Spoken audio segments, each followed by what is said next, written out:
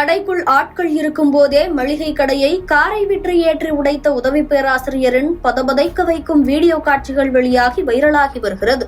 நடந்தது என்ன? கடையை உடைக்க காரணம் என்ன? பார்க்கலாம்.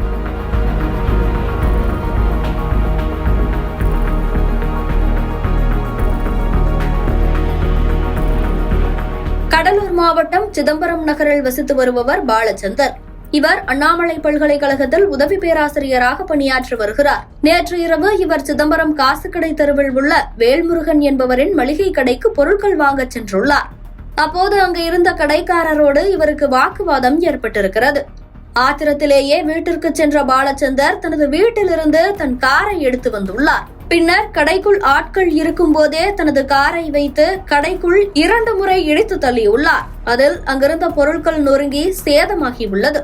இதை பார்த்து அங்கிருந்தவர்கள் காருக்குள் இருந்த பாலச்சந்தரை வெளியே இறக்க முயற்சி செய்தும் முடியாமல் போகியுள்ளது.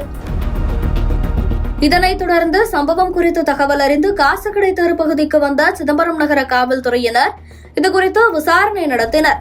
இச்சம்பவத்தில் கடைக்குள் காரை விட்டு எடுத்து சேதப்படுத்திய உதவி பேராசிரியர் பாலச்சந்தருக்கும் காயம் ஏற்பட்டுள்ளது.